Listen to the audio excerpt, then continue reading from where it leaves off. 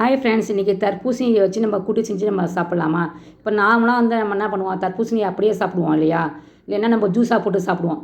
யாராச்சும் கூட்டு மாதிரி செஞ்சு நீங்கள் சாப்பிட்ருக்கீங்களா? நான் ஃபஸ்ட்டு டைமாக கூட்டு மாதிரி செஞ்சுருக்கேன். இந்த ரெசிபி ரொம்பவே நல்லாயிருக்கு. நீங்கள் செஞ்சு பார்த்துட்டு கமெண்ட் எனக்கு எப்படி இருக்குன்னு சொல்லுங்கள். இப்போ நான் பாசிப்பருப்பு நான் கழுவிட்டு ஊற வச்சு வச்சுருக்கேன். இப்போ குக்கரில் பார்த்தீங்கன்னா பாசிப்பருப்பு இருக்கு இல்லையா, அது நீங்கள் போட்டுக்கோங்க. சின்ன வெங்காயம் இருக்குது, சின்ன வெங்காயம் போட்டுக்கோங்க. உங்களுக்கு பெரிய வெங்காயம் இருந்தாலும் நீங்கள் பெரிய வெங்காயம் கூட நீங்கள் போட்டுக்கலாம். இப்போ நான் காரத்துக்கு பார்த்தீங்கன்னா பச்சை மிளகா நான் 3 போட்டிருக்கேன். உங்களுக்கு 4 வேணால் கூட நீங்கள் 4 போட்டுக்கோங்க. பெருங்காயம் போட்டுக்கோங்க. தக்காளி 1 கட் பண்ணி போட்டுக்கோங்க. மஞ்சத்தூள் போட்டுக்கோங்க. ஆயில் பார்த்தீங்கன்னா 1 டேபிள் ஸ்பூன் நீங்கள் ஊற்றிக்கிங்க. பருப்பு நல்லாவே வெந்துடும் ஆயில் ஊற்றுனீங்கன்னா. இப்போ நம்ம கட் பண்ணோம் இல்லையா, அந்த ரெட் கலர் தர்பூசணி கொஞ்சம் போட்டுக்கோங்க. அந்த மேலே அந்த க்ரீன் கலர் கொஞ்சம் எடுத்துகிட்டு அந்த சதைப்பகுதி கொஞ்சம் போட்டுக்கோங்க.